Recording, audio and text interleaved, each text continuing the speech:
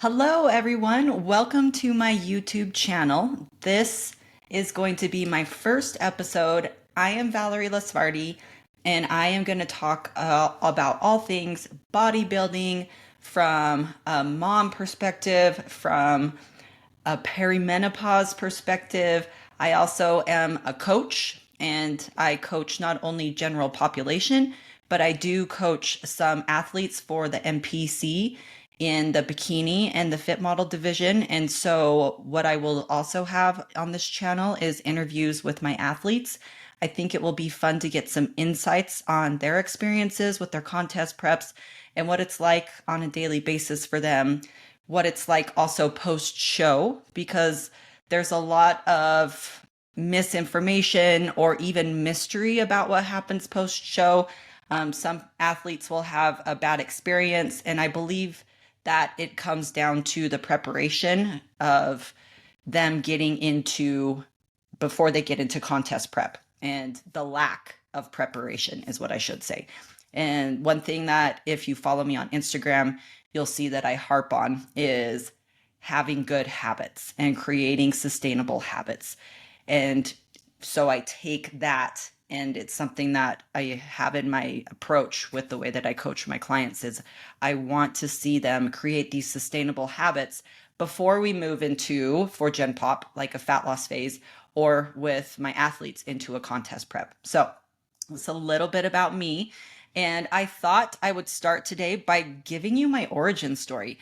I put on my Instagram stories one of those like question boxes, and somebody said, "Hey, I'm new here and would love to hear about your history." And so I was like, "Oh, that's a great way to start," because I've been sitting on this as this new project, doing this YouTube channel for a while. And you know how when you start to overthink, it's kind of like analysis by paralysis. And just a sec, my husband is texting me. I need to turn this off. I just dropped him off at the airport. He is headed to Turkey this week. He is going to get a hair transplant. So that's very exciting. It's something that he's been wanting to do for a few years. And so wish him luck on his experience with that. And I can't wait to hear about it. I wish I was there with him, but this is actually a good segue. So getting into my history, I am a 43-year-old mother of 3 boys. And my husband and I just celebrated our 22nd wedding anniversary. So I have been married since I was 21, and that's a long time. But yeah, so we have 3 boys. Their ages 10, 12. Oh, nope, he just turned 13 just a few days ago. So 10, 13, and 15 years old. And they are the biggest blessings in our lives. It was pretty crazy when they were younger. There was a lot of craziness in the house, but as they have grown up out of the toddler ages, I've always loved them, but I just love my boys. It's fun to be with them, hang out with them. We love to travel and things like that. So my history into bodybuilding, if we go back to when I was in high school, I was never one to care about the way I looked. Not like I cared the way I looked, but I wasn't obsessed with the scale. I wasn't concerned about the food that I was eating. I was just happy to be. And I was on the drill team. I was on a competition dance team. So I was active in that regard. I also played the violin and was like first chair with some orchestras and traveled around doing some, different things at elementary school. So I was active like that. But as far from like a aesthetics perspective and just the mindset of a teenage girl, I was never concerned about the way I looked, and I didn't have any issues with food. And when it went that way into college, and then of course, I got married when I was 21. And when we got married, we moved out to Hawaii for a couple years, and we graduated from BYU, Hawaii. So we were out there until 2005, and then we moved back to Utah. And during all this time, it's just, again, I was just always been happy in my skin, never had any issues with like eating disorders or negative body image, none of that. And so, years go by, I travel for work. I love to travel. And so I'm traveling for work, and my husband and I are doing a lot of traveling internationally, going to places like Australia and Peru. And um, we went to like India and all over Europe, and, just travel. We just liked to travel. And then about 8 years later, we had our first child. And that was hard. That was really hard. I'd always wanted to be a mother, and I wanted to do it on my own time frame. Growing up in Utah, there's kind of this culture of just like, when you get married, you should have kids like right away. And if you don't, then obviously you don't like children. Like, who are you if you're not pregnant within the first 3 months of being married? But I'm being sarcastic, but there were the rumors that were spreading about me of like, oh, Valerie doesn't like kids, so that's why they're not having any kids. And it's like, no, we are living our lives, and we are getting to know us, and so that we can have a good relationship with us as far as you can for 20-year-olds, right? Like, you're still trying to figure yourself out. We got married young. Like, looking back at it in hindsight, I was like, that's kind of young. But yeah, that's like, here we are, and we're going to have kids when we want to have kids. So fast forward to 2010. I had been traveling for work, so not really ever lifting weights. The only time, like in high school, I would go to our local gym by my home, and I would lift weights a little bit. But I remember being so terrified of getting bulky. I was like, oh my gosh, if I lift weights though, I'm going to turn into a man. Oh, the fallacy, right? Like, if only I would have known. If only I knew how hard it was to put on muscle. It's not that easy. It's just not. It's not that easy. So I had my first in 2010, and it took me. It threw me for a loop. It put me into some pretty deep postpartum depression. I just and I was at this point of like, what do I do with myself? Like, I am a mom. I'm here with this little one who needs me for everything, and I'm not happy. Like, I'm not feeling fulfilled. And it gave me some feelings of guilt of like, isn't this what, I should be doing, is being a mother? And why am I not like happy and content with just being a mother? And I don't want to downplay just being a mother either. And I also don't want people who are struggling with fertility and different things, or not getting married, and, other things, to feel like, hear my story and roll your eyes at me. This was just like my own reality, right? We all have our own reality and how we perceive things. And I was just like, I don't know what to do with myself. And so I started going to the gym because my doctor suggested that I do. He said, you need to get out of the house.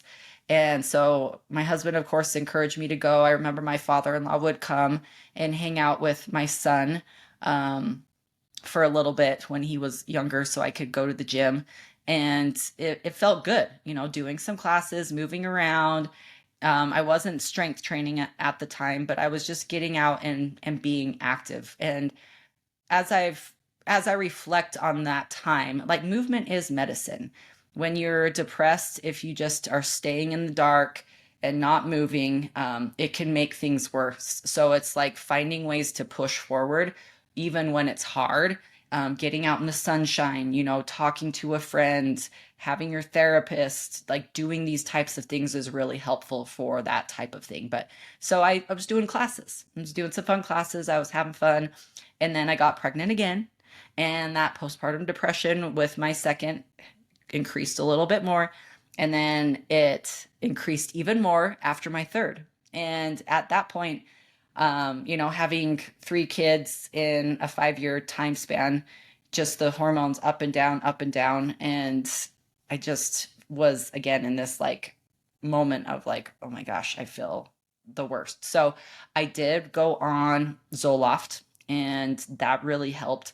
But it's not just about the pills, right? You need to be able to work on ways to um, cope. You need the skills, right? You need the skills. Otherwise, it's like you want the combination. And then eventually, I was able to wean myself off of the Zoloft after about 5 years of being on it. But it was during that time when I first started on the Zoloft is when my doctor once more was like, go to the gym. Like, I think that's going to be a nice dopamine hit for you. It's going to feel really good. And so I did. I was going to the gym and still just in the classes. And then at some point, I don't remember exactly when, but the first thing that I did, my husband showed it to me, is from bodybuilding.com. There was this Jamie Eason's 12-week Live Fit trainer. I think that's what it was called. So I followed this Jamie Eason program. Oh, you know when it was? It was after my second.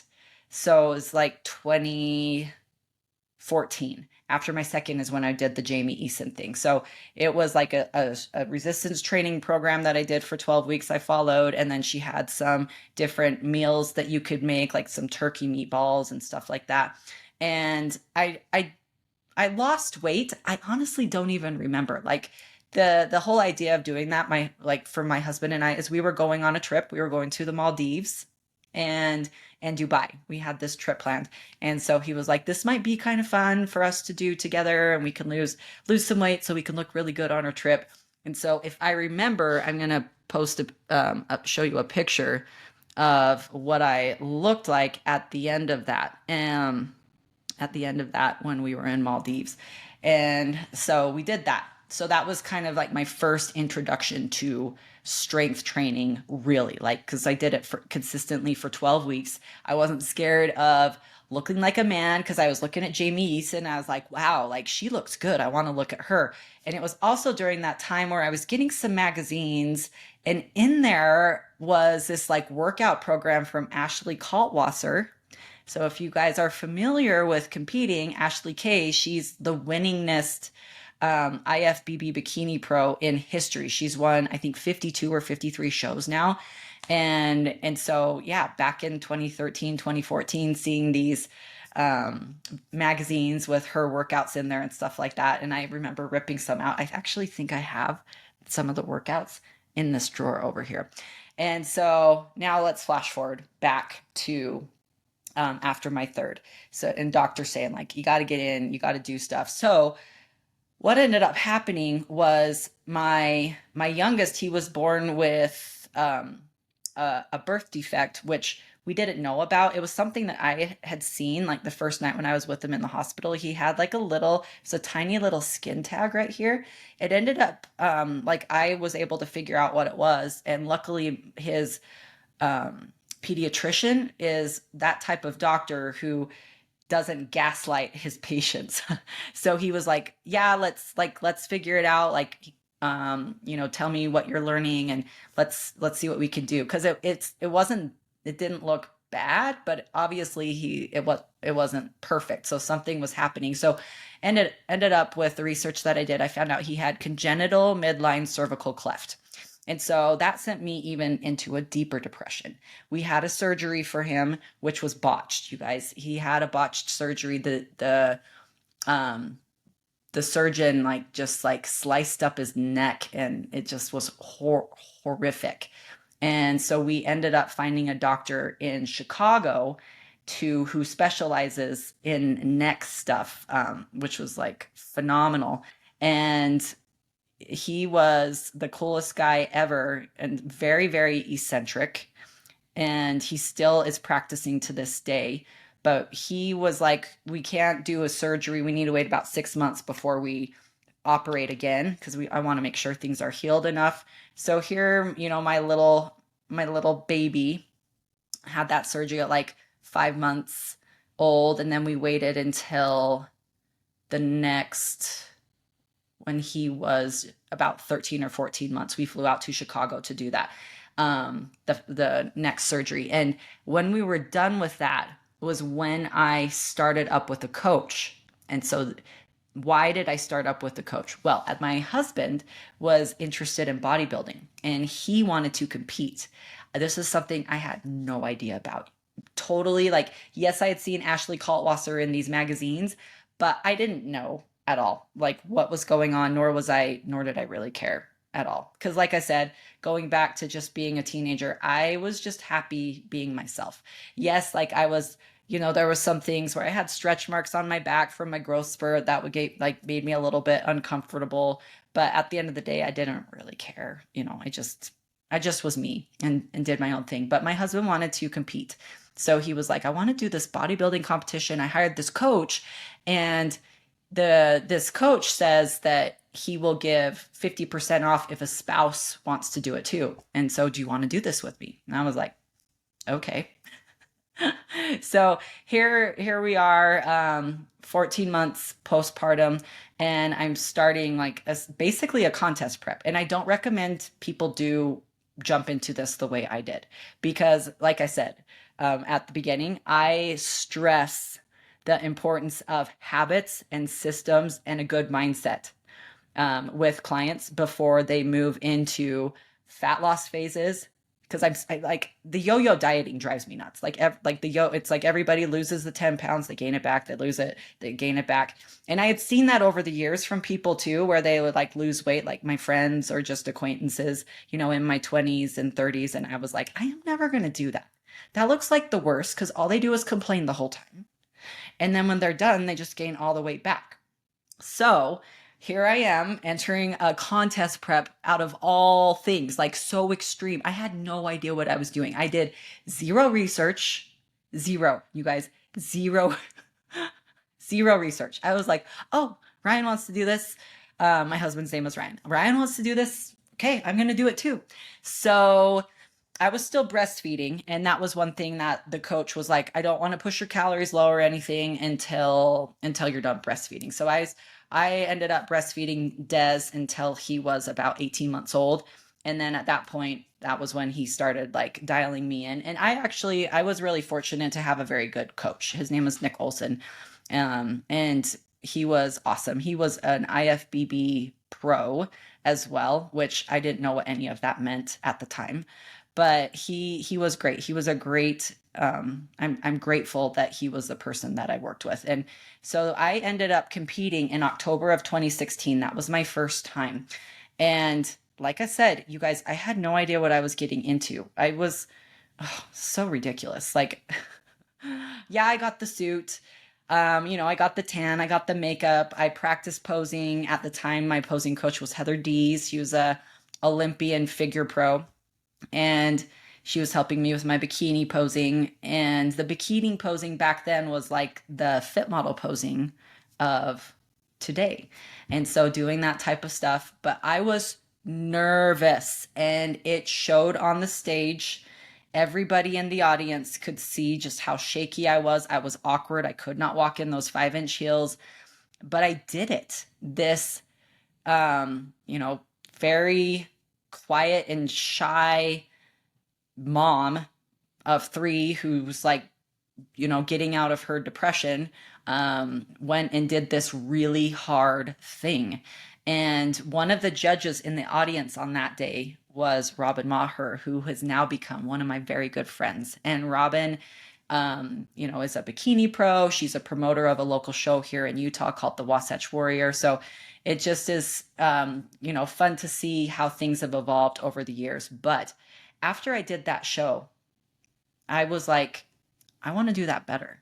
That was so hard. Yes, giving birth to 9.5-pound babies is hard in its own right, but this is the most challenging personal mountain I've ever climbed, and I want to do it again. I want to prove to myself I can do that, and I don't want to have those nerves.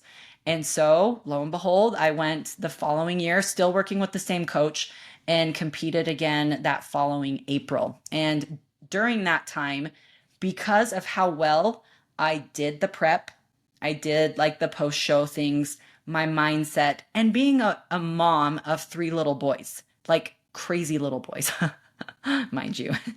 My coach Nick was like, I would love to mentor you. I think you would make a really fantastic coach. And I was telling my husband, like, I don't think that's a good idea. And he said, I think you should do it. So, with the encouragement of Ryan, that is how I became a coach, is because of my coach, Nick, seeing my potential, which I didn't even know that I had it, but he was a great starting point. He really helped me build a good foundation in which I've taken that and grown from there. So I went, I competed. I ended up earning my pro card in 2018 at the Teen Collegiate Masters Nationals in Pittsburgh. And at that time, I was being coached by Shane Hughley. And so I was with Shane for a couple years and had a great run with him, and forever grateful for the stuff that I learned from him and his wife, Tiffany. Tiffany was my posing coach, and they really helped me. And then also during that time, I started to realize that I wanted to be more optimized with my resistance training. And so that was where my husband introduced me to N1 education. And I started getting into the program design and the biomechanics and learning all that stuff, and like really deep dived. And I think the reason I went that route, and it really helped with my coaching and my programming with my coaching and things like that, is because I struggle to put on muscle. It's not easy for me. And I can do everything as optimal as possible. And still I just have the physique that doesn't yield a ton of muscle. But it's like that consistency. And I think that in my work ethic, that has helped me to get to where I am, to help me to earn my pro card, my mindset, my resilience to want to challenge myself and push myself. I don't know. That's just what I think from, it's very subjective, but other people who are watching me from the outside, I've never actually asked. It would be interesting to hear what people say. But so yeah, learning all that stuff, went into that, and I competed. I did my rookie year as a pro in 2019, and I didn't have that pop in my glutes that I needed. I've always had a thicker waist, which has been a struggle for me, like having diastasis recti and not wanting to pay for the cosmetic surgery to get that repaired. And so in 2019, late 2019, I was working with Alan Kress and went into a 2-year build. And so I was with Alan during that time. I switched to working with N1 and went into a build because I was like, oh, this is the way. I need to remove my IUD so my hormones are more optimal, and I need to go into a build because you can build more muscle when you're in a build. So I went and put on 25, 26 pounds over the course of 2 years. And I did it in what people would consider like, 80% whole foods, 20% fun foods. I didn't just eat a bunch of fast food. In fact, I'm not really a person that likes to eat fast food anyway, or pizza. My go-to, if I like to eat out, I like to get a good steak or Indian food. I really like Indian food. And that I put on a lot of weight, and I think I put on too much weight, and I think I got fat. In fact, I know I got fat, and now to this day, I am a massive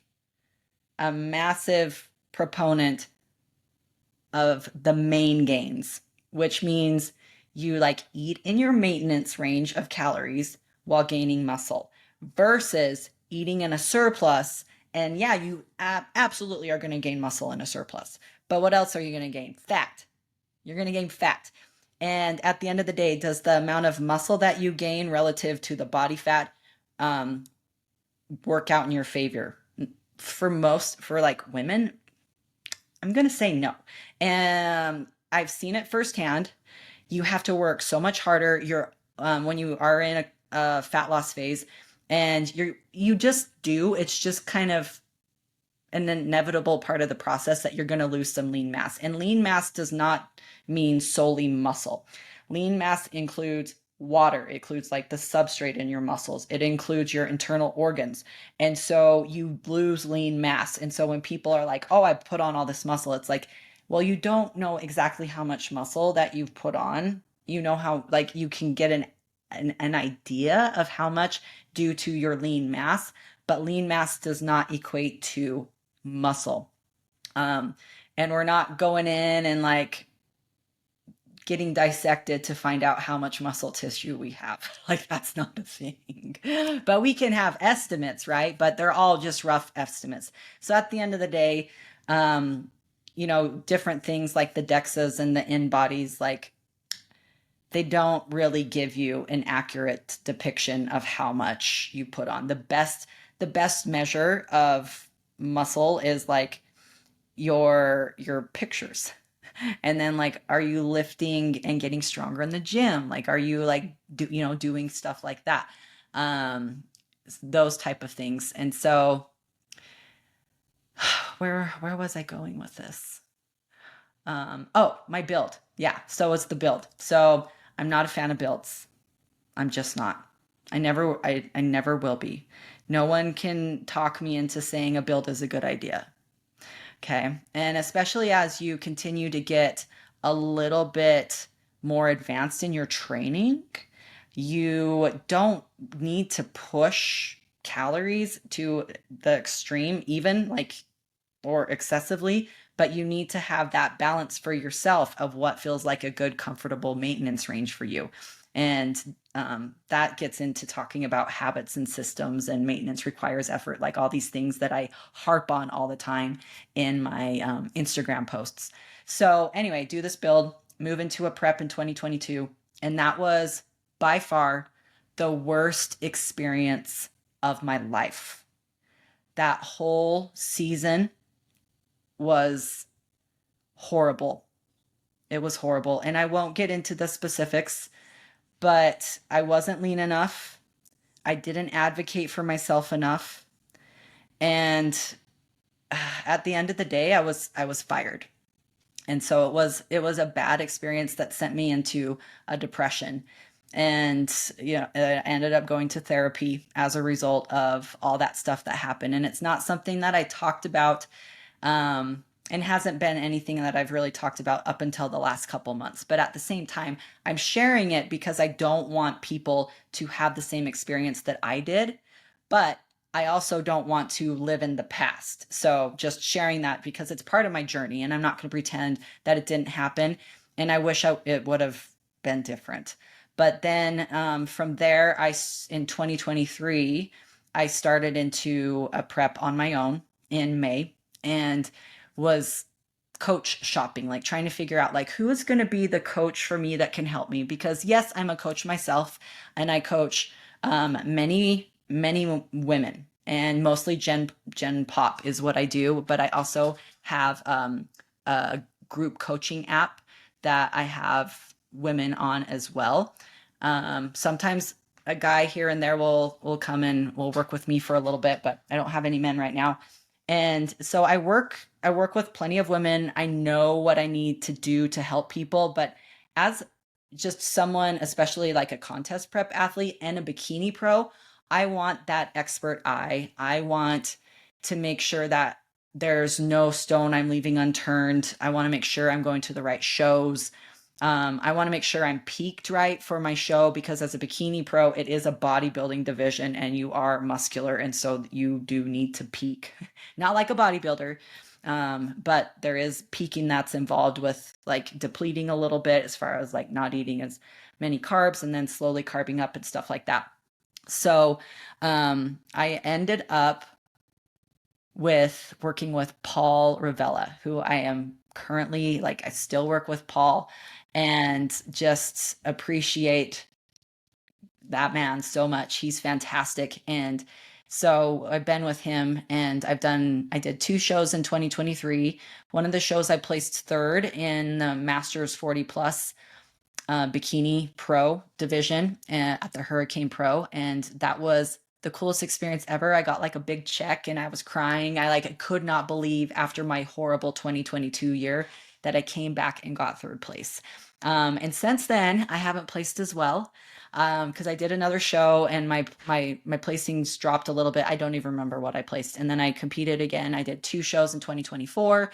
And here currently, I just did a show 2 weekends ago and placed 14th. And I'm competing in the Masters Bikini Pro division. That's where I fit best. And so my feedback at my last show from the judges was, and this is the second time I've got this feedback. I got this feedback in December last year from Sandy, who's a really great, incredible judge that for bikini. She is incredible. So Sandy and then Dave at this show, the Florida State Pro, both told me that I have really good skin quality. It's like very youthful for being a master's athlete. So it's kind of a nice compliment, but it's like, okay, yeah, but it's not helping me from a placings perspective. So, but then it's just like find ways to try to adjust my posing so that my waist looks a little bit smaller to create more of an hourglass shape, more density to the glutes. Like that's the biggest feedback that I got at the last 2 shows, is just trying to bring that conditioning that's appropriate for me. So we'll see what happens. I currently don't have a show date yet. Coach Paul is debating on what makes the most sense, like looking at the judges and how much time I need to get a little bit more conditioning, because being a lesser muscled athlete, if we bring my conditioning in, the thought process is that will make me pop a little bit more on the stage. So we'll see how that goes. But that's a rough history of what has brought me to where I am today as an athlete, and a little bit of my coaching. And I'll hit on my coaching stuff as I go through these videos as well, as you see more episodes. But you are going to get a look into the minds of some of my athletes that I have coached to the stage, which is huge, because it's really fun to compete, but it is something that you don't have to do. And so it's like when you choose to do it, keep in mind it's a choice. You're not giving your family like the hangry version of you. Like you've got to make sure that yes, it's going to be hard. There's the challenges, and you'll see from these women that a lot of them, they're working. A lot of them are coaches themselves. They're mothers. They've got their kids. They've got their husbands. They've got, life. They travel. They do all of that stuff. And so it's cool to see that you can do that and be successful and have good experiences with competing. And there's so talking about like the bikini and the fit model divisions, and fit model is new this year. So it'll be fun to see what happens with that. I've got one of my longtime clients and friend, Abby Bird. She just competed a couple weeks ago here in Utah at the Viking Championships in the fit model division, and she won the overall. There was 9 fit model athletes, I believe. In her class, I think there was 6, and they had 2 classes, and then she won the overall. So it was her and another girl. And so we're like, got the feedback. The feedback was she has plenty of muscle. If she gets more muscle, it'll be too much for fit model. So it's like, what do you do with that feedback? Well, you go to a pro qualifying show. So that's what we're doing. We're going to Pittsburgh next week to see how she places in the Masters and the Open Fit Model divisions in Pittsburgh, and really looking forward to see what happens with that. So yeah, that's the update there. And I appreciate in my stories this cute gal, I don't even know how to pronounce her name, asking about the history of my bodybuilding and what got me to where I am today. And so I will leave this episode at that and can't wait to talk to you in more episodes. Please don't forget to subscribe to my channel, like this, because I want to get more people following, and would love to get any of your comments or insights that you were thinking of, even questions that may help prompt me for future episodes as well. Okay, bye-bye.